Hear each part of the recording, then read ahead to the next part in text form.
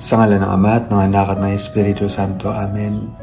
Panginoon, gabayan niyo po ang lahat po ngayon ng mga nahihirapan, ang lahat po ngayon na may mga pinagdadaanan, at lahat po na mayroon pong kinakaharap ng mga problema. Palakasin niyo po ang mga pinanghihinaan ng loob. Pagalingin niyo po ang mga may sakit. Pabalikin niyo po sa inyong daan ang mga nawawala. Akayin niyo po ang mga nag-iisa. Samahan niyo po ang mga nalulungkot at mga nagdurusa. Panginoon, sa kung ano pa man po ang aming mga pinagdadaanan, hindi po kami bumibitaw sa inyo pong pagmamahal sa amin. Ipagpatawad niyo rin po ang aming mga pagtataksil sa inyo. Ipagpatawad niyo rin po kapag kadalasan po kami ay nagiging makasarili. Ipagpatawad niyo rin po kung hindi po namin naiisip ang mga maraming pagkakataon na kayo po ay aming nasasaktan.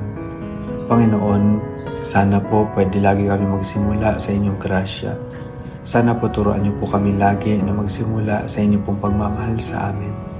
Alam niyo po ang lahat-lahat sa amin, Panginoon, at alam niyo rin po kung gaano namin kayo kamahal. Huwag niyo po kaming iwanan, Panginoon. Huwag niyo po sana kaming pababayaan.